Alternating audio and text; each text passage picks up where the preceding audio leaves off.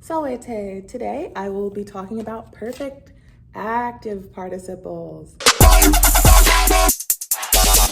Stage 22, we have adeptus, adepta, adeptum. That is a perfect active participle, and it's already in its participle form, and they gave you all three, the masculine, the feminine, and the neuter options for it, so that you will, when you see it in the wild, you'll recognize it regardless of what gender it is. And they translate it as just having received or having obtained.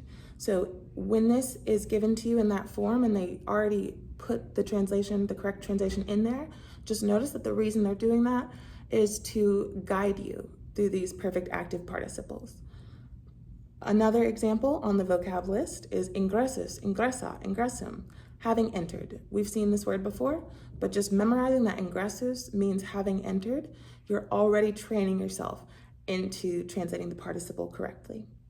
Another one on page 36, we have precatus, precata, precatum, having prayed and then prayed to. The idea of prayed towards something is already built into precatus. So if it takes an object, that object will still be accusative like normal. So having prayed to the goddess Sulis, we'd have precata deam Sulis, maybe, just as an example. So look out for those. Having prayed to, having entered, having received, those will be the main ones that you'll see in this chapter. Now, page 31, the genitive case. They give us even more information. I've gone over this briefly in one of the previous videos, but the point is that when you see the genitive, you can translate it with of, and that can indicate quantity or amount.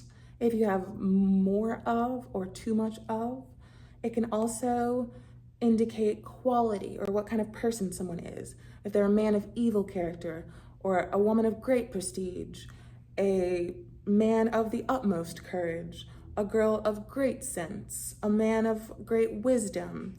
You get the picture, but the point is the of part with the word that the of part will tell you what kind of quality they're describing. So that technically is called a genitive of quality, but as long as you're translating it with an of, you will get the sense of it.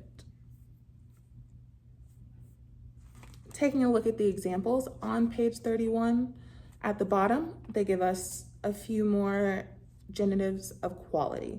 So a man of little sense, homo minimi prudentii. Juvenes viginti annorum, a young man of 20 years. Femina magnae sapientiae, a woman of great wisdom. So again, just make sure you're looking out for the genitive ending and translating it with of to show either possession, quality, or quantity.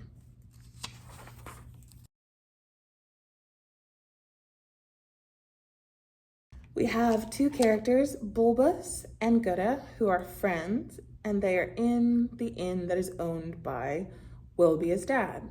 Gutta and Bulbus are playing dice together, and Bulbus is complaining about the fact that he just lost his girlfriend, Wilbia, to a Roman soldier.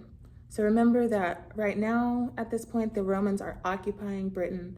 So Gutta and Bulbus are native Britons, and then one of these conquering soldiers has swooped in and taken his girlfriend. So they make a plan.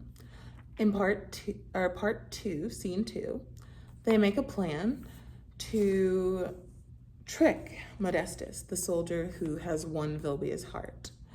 They decide to tell him to meet them at the fountain of Aquae Sulis, at the baths, in the night, and they're gonna scare him and push him into the fountain.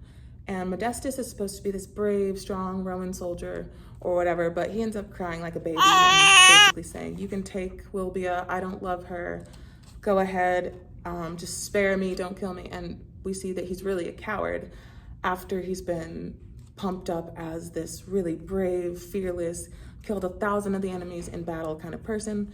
So this really is a comedy. Some of the work that goes into translating it and understanding it can kind of ruin the comedy or sort of put a damper on it, but really just imagine that this story is a complete farce, really, or just, it's not serious.